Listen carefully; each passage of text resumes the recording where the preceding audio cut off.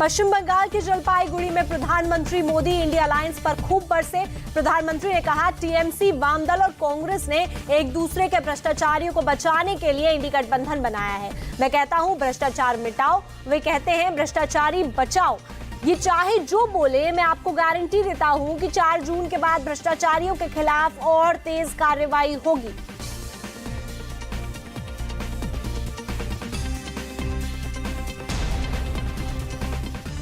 उत्तर प्रदेश के मुख्यमंत्री योगी आदित्यनाथ ने राम नाम सत्य वाले बयान को फिर दोहराया है।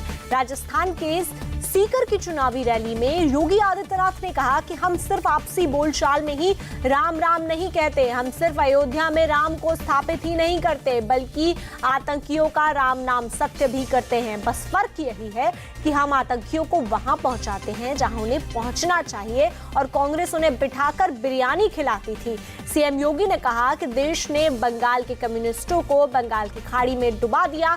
इस पावन धरती पर कम्युनिस्टों का क्या काम।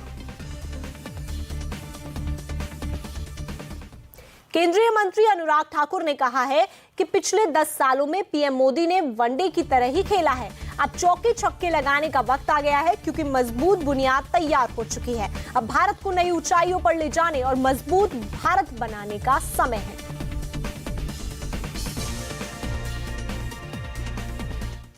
अब खबर कांग्रेस की नई लिस्ट की। लोकसभा चुनाव के लिए कांग्रेस ने अपने उम्मीदवारों की 13वीं लिस्ट जारी कर दी है। नई लिस्ट में 3 नाम हैं और तीनों ही पश्चिम बंगाल के हैं। बनगांव लोकसभा सीट से प्रदीप बिस्वास, उलुबेरिया से अजहर मलिक और घाटल लोकसभा सीट से डॉक्टर पापिया चक्रवर्ती को कांग्रेस ने अपना उम्मीदवार बनाया है। अब कांग्रेस ने कुल 240 उम्मीदवारों की लिस्ट जारी की है।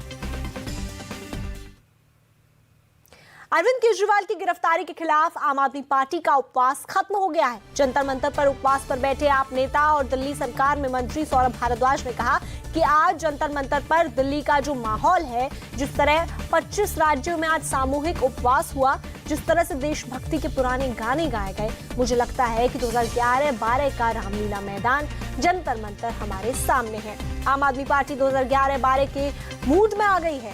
जो अंडर करंट उस समय देश में दौड़ा था, वैसा अंडर करंट, वैसी सहानुभूति इस बार देश में देखने को मिलेगी।